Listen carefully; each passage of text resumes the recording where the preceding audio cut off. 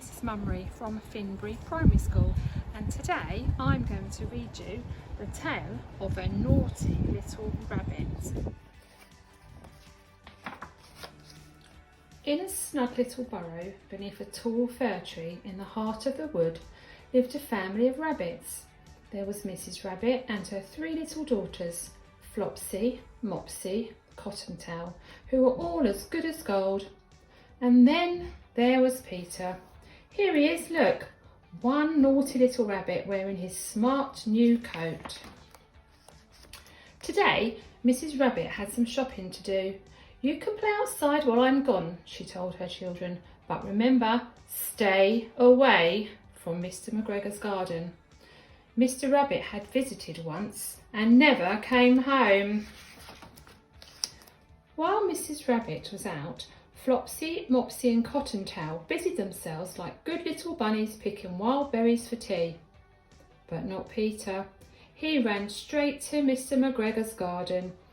Here he is, look, one naughty little rabbit squeezing himself under the gate. First, he ate some juicy fresh lettuces.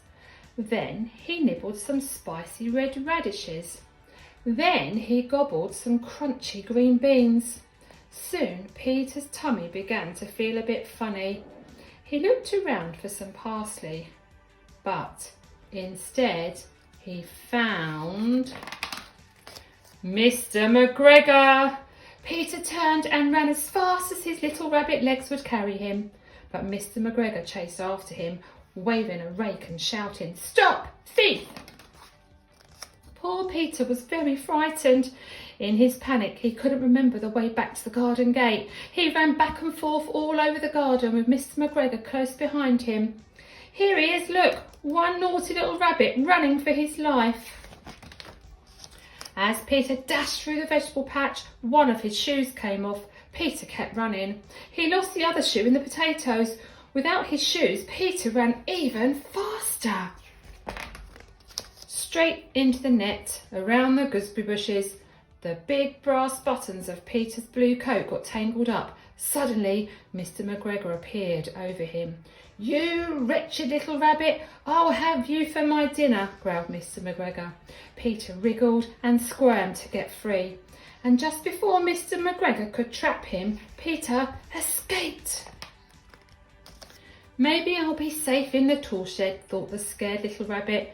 A big green watering can seemed like the perfect hiding place, until Peter discovered how much water there was inside. But Mr McGregor had followed him into the tool shed. He began turning over flower pots one at a time, searching for Peter. All of a sudden, he heard a big rabbity sneeze, "Achoo!" from inside the watering can. Poor Peter was out of the can in a flash. He ran away as fast as his little rabbit legs would carry him. He found his way at last back to the garden gate. Finally, Peter was safe in the wood again. He ran all the way home without stopping. Mr McGregor found the two shoes, a new blue coat that Peter had left behind. He made them into a scarecrow to frighten away the birds. Back in the snug burrow, Mrs Rabbit was not at all pleased that Peter had lost his shoes and coat. That evening, Flopsy, Mopsy and Cottontail had a delicious feast of bread and milk and freshly pickled blackberries. And Peter? Mrs Rabbit put him straight to bed without any supper, only a spoonful of chamomile tea to settle his aching tummy. Here he is, look, one naughty little rabbit feeling rather sorry for himself. Don't you feel sorry for him too?